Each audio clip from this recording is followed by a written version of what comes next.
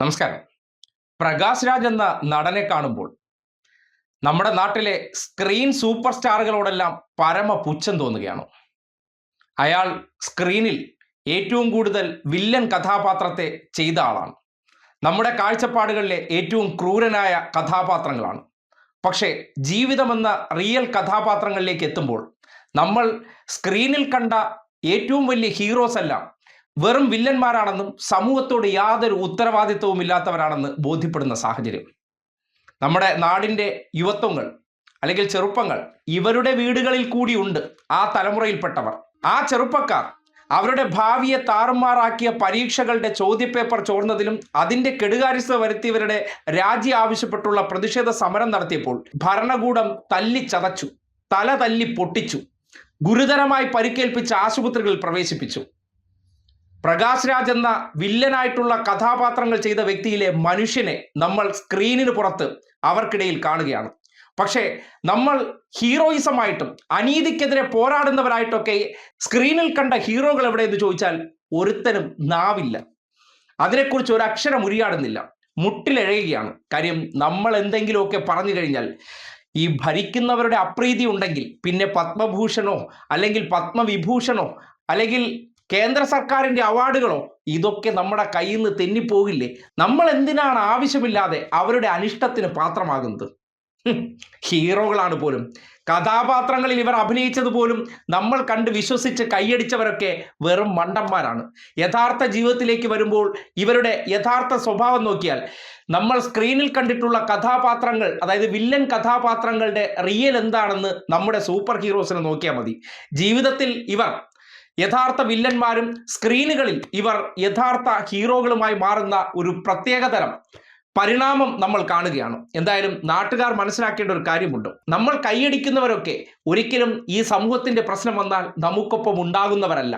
അവരെയൊന്നും നമ്മൾ ഒരിക്കലും വാഴ്ത്തിപ്പാടേണ്ടതോ ആരാധിക്കേണ്ടവരോ അല്ല എന്ന് തെളിയിക്കുകയാണ്.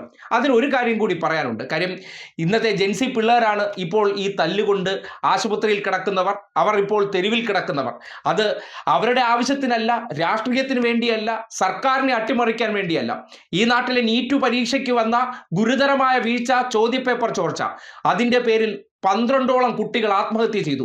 അതിന് ഉത്തരവാദിത്വം ഏറ്റെടുത്തുകൊണ്ട് അല്ലെങ്കിൽ അതിൻ്റെ ഉത്തരവാദിത്വം ഏറ്റെടുത്തുകൊണ്ട് വിദ്യാഭ്യാസ മന്ത്രിയായിട്ടുള്ള ധർമ്മേന്ദ്ര പ്രധാൻ എന്ന മന്ത്രി രാജിവെക്കണം, ആ കുടുംബത്തിന് 1 കോടി രൂപ വെച്ച് കൊടുക്കണം തുടങ്ങിയ ആവശ്യങ്ങൾ ഉന്നയിച്ചുകൊണ്ട് അവർ നടത്തുന്ന പ്രതിഷേധ സമരത്തിന് നേരെ ഇവർ മുഖം തിരിക്കുന്നുണ്ടെങ്കിൽ ഒരു കാര്യം മനസ്സിലാക്കുക, അവർ കഷ്ടപ്പെട്ട പണത്തിൻ്റെ ഒരു വിഹിതം ഇവർക്ക് കൊടുത്തതാണ് ഇവരൊക്കെ സൂപ്പർ സ്റ്റാർ ആയത്.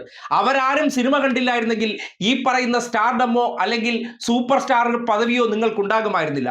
നിങ്ങളുടെ കൈവശമുള്ള സമ്പത്തുകൾ അവരുടെ പോക്കറ്റിൽ നിന്ന് ഇറങ്ങി വന്നതാണെന്നുള്ള കാര്യം കൂടി മറന്നു പോവുകയാണ്. അതുകൊണ്ടാണ് കലാകാരൻ നാടിന്റെ സ്വത്താണെന്ന് പറയുമ്പോൾ, കലാകാരൻ എപ്പോഴും സമൂഹത്തിന്റെ തിന്മകൾക്കെതിരെ പോരാടുന്നു എന്നൊക്കെ പറയുമ്പോൾ വാചാടോപത്തിനപ്പുറം യഥാർത്ഥ കലാകാരന്മാർ ആരാണെന്ന് പ്രകാശ് രാജിനെ നോക്കണം. അതാണ് യഥാർത്ഥ കലാകാരൻ. അയാൾക്ക് ഈ സമൂഹത്തിനോട് ഉത്തരവാദിത്വമുണ്ട്, പ്രതിബദ്ധതയുണ്ട്. നഷ്ടപ്പെടാൻ പോകുന്ന അംഗീകാരങ്ങളും നേട്ടങ്ങളും സമ്മാനങ്ങളെല്ലാം വേണ്ടെന്ന് വെച്ചുകൊണ്ട് ജീവിച്ചിരിക്കുന്ന കാലഘട്ടത്തിൽ തൻ്റെ കൺമുന്നിൽ കണ്ട കൊടിയ നീതികേടിനെതിരെ പോരാടാൻ വിദ്യാർത്ഥികൾക്കൊപ്പം അയാൾ പാതിരാത്രിയിലും അവർക്കൊപ്പം അതേ വേദിയിൽ ചെന്നിട്ടുണ്ടെങ്കിൽ അയാളോളം പോകുന്ന മനുഷ്യരില്ലല്ലോ. കിട്ടാൻ പോകുന്ന ചങ്ങാത്തവും ഉപഹാരങ്ങളും സമ്മാനങ്ങളെല്ലാം വേണ്ടെന്ന് വെച്ചിട്ട് ആ കുട്ടികൾക്കിടയിൽ ഇരിക്കുന്നുണ്ടെങ്കിൽ യഥാർത്ഥ മനുഷ്യൻ ആരാണ്, യഥാർത്ഥ ഹീറോ ആരാണെന്ന് പറഞ്ഞാൽ ഒറ്റ സ്വരത്തിൽ പറയാൻ കഴിയും, അത് പ്രകാശ് രാജാണെന്ന്. ഈ നാട്ടിലെ സൂപ്പർ സ്റ്റാറുകളായിട്ട് നടക്കുന്ന എല്ലാവന്മാരും പോയി അയാളുടെ കാല് കഴുകി കുടിക്കാൻ യോഗ്യതയില്ലാത്തവന്മാരാണെന്ന് നമുക്ക് പറയേണ്ടി വരികയാണ്. കാര്യം ഒരു സാമൂഹ്യ പ്രതിബദ്ധതയും ഇല്ലാത്ത ഏതെങ്കിലും ഒരു വിഷയത്തിൽ രാജ്യം വലിയ അശാന്തിയിലേക്ക് കടന്നു പോകുമ്പോൾ നിശബ്ദമായി മൗനമായി അവരുടെ സേഫ് സോണിൽ നിന്ന് കളിക്കുന്ന ഇവരൊക്കെ അവർക്കുണ്ടാകാൻ പോകുന്ന സമ്പത്തിനെക്കുറിച്ചും അവർക്ക് നേടേണ്ട പുരസ്കാരങ്ങളെക്കുറിച്ചും അവർക്ക് വന്നു ചേരേണ്ട വലിയ വലിയ സമ്മാനങ്ങളെക്കുറിച്ചും മാത്രം ചിന്തിക്കുന്ന സെൽഫിഷുകളാണെന്ന് തെളിയിക്കുന്നതാണ് ഈ ജെൻസി സമരത്തെ മുൻനിർത്തിക്കൊണ്ട് പ്രകാശ് രാജിനെ ചൂണ്ടിക്കാട്ടിക്കൊണ്ട് ഈ സാമൂഹ്യ ഉത്തരവാദിത്തമില്ലാത്ത നമ്മുടെ സൂപ്പർ സ്റ്റാറുകളുടെ മുഖത്ത് നോക്കി പറയാനുള്ള കാര്യം.